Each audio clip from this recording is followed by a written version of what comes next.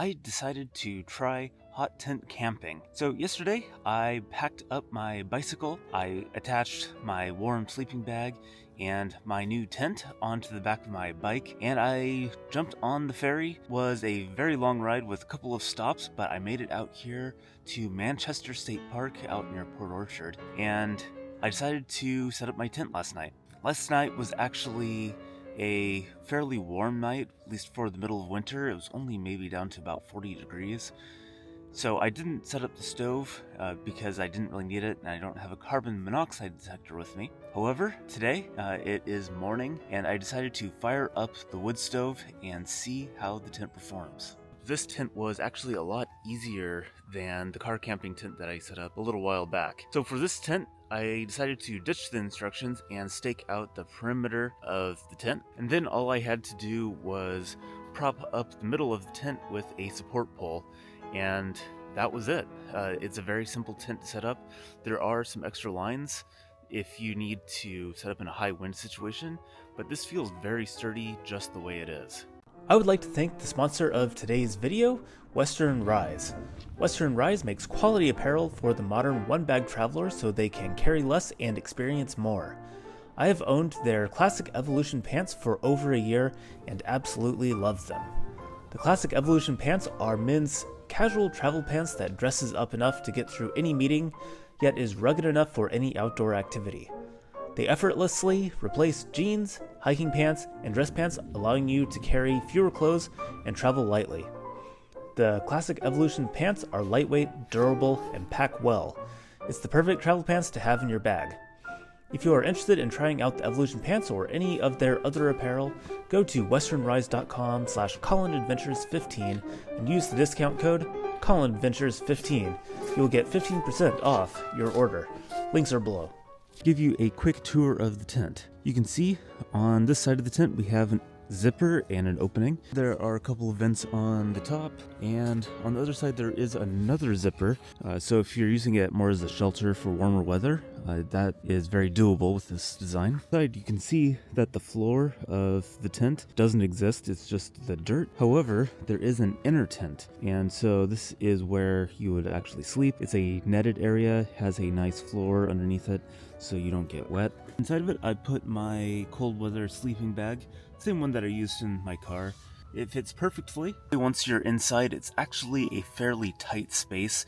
There isn't a lot of room in this tent. It is a one-person tent.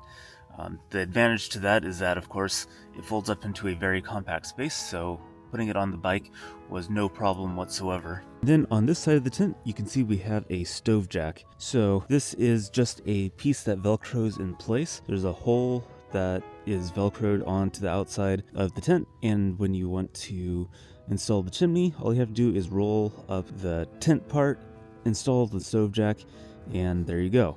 One thing I should mention is that before I came out here I did have to cut a hole to fit my stovepipe. Come as just a solid sheet of materials so you can fit it and adjust it to whatever stove you may be using.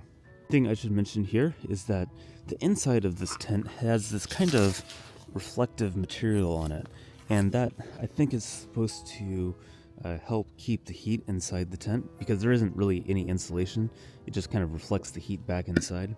And inside the tent here, it is noticeably warmer with the stove running than it is outside. You can see down along the bottom of the tent there is a fairly large air gap, and there's also another one up at the top of the tent, of course, where the vents are. Having that extra ventilation inside the tent is definitely a good thing, especially when you have the wood stove running.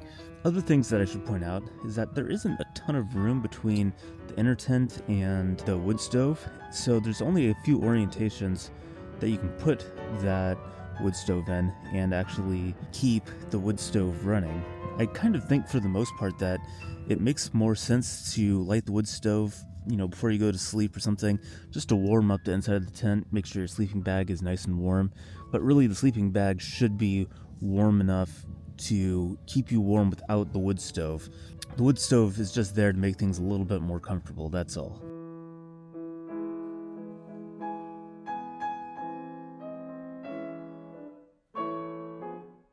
I've been running the wood stove for a while now, and it finally seems to have really kicked off and gotten nice and hot. My entire tent is extremely warm now, and you can see what the flame looks like.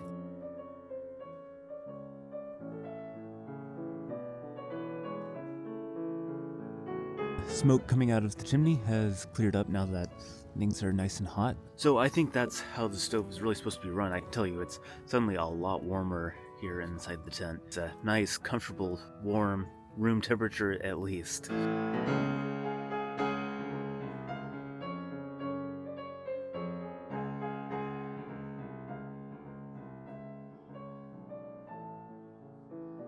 So one thing this tent comes with is this foam ball. I don't know what it's for. It seems like it might be important, but I haven't found a place for it, and I want to know what you guys think in the comments below what this foam ball might be for. Well, both setup and teardown was really easy for this tent, and it all actually fits very easily into its original container. You can see it's not super tight. There's actually a little bit of room left in the bag still. So that's good. In case things got a little extra wet, it would probably still actually fit in this bag nicely. And I really like that.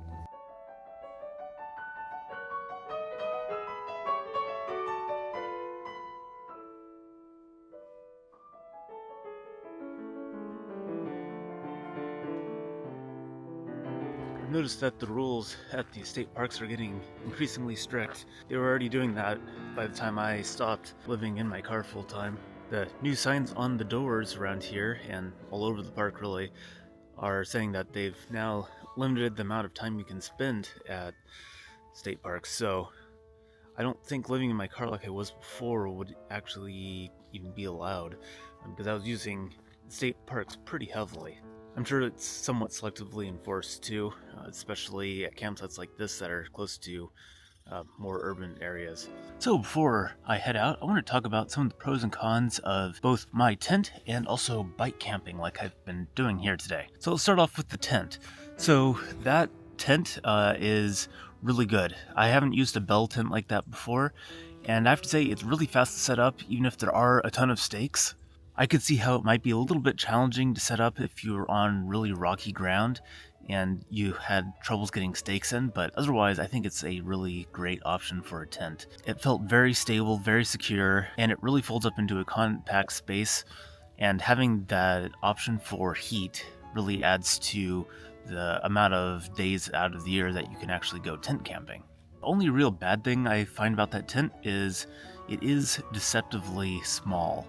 So it looks like from the footprint that you'd have a ton of room inside, but you really don't. It's advertised as a one-person tent, and it is legitimately a one-person tent.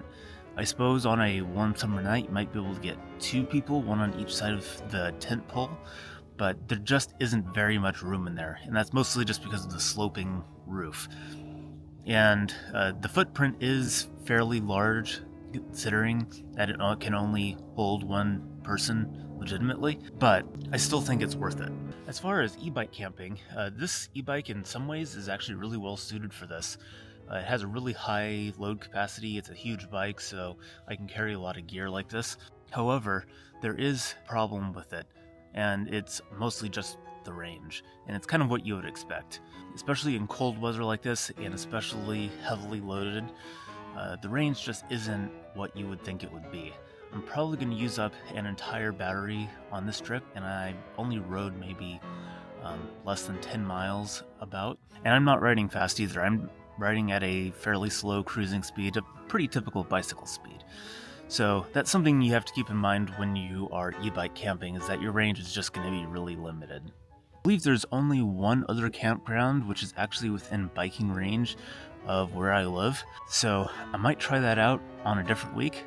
But for the most part, this is about the only real campground that's in easy biking distance of where my house is. Anyways, it's time to head back. I'd also like to check out the rest of this park, the day use area. I think it's down by the water, so it'll be interesting to see what that's about. And after that, it's time to head home. I rode here in the dark, so I don't really know what the road looked like on the way here, but I think it has a really good view.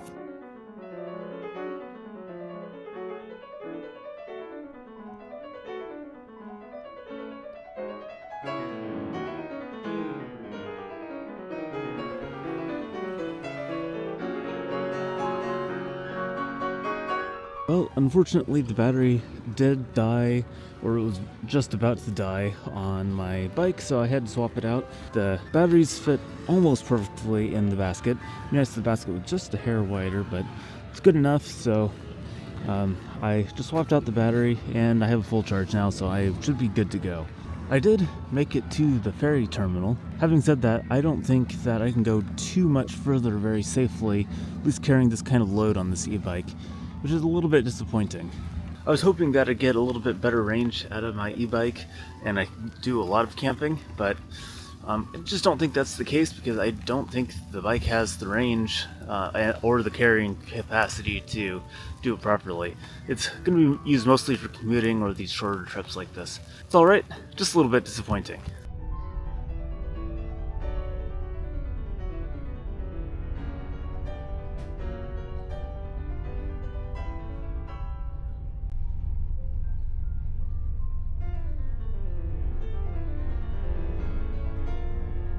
So I finally just made it home and took a shower, of course, but I broke my e-bike on the way back. I'll show you that in a second.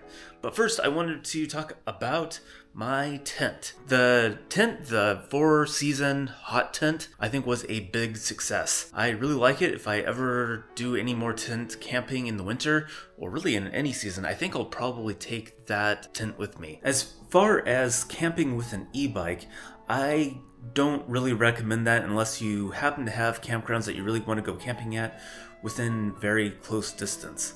The biggest problem is just the range. They don't have the range, even with 2 batteries, to both carry a large load and actually get you to the campground.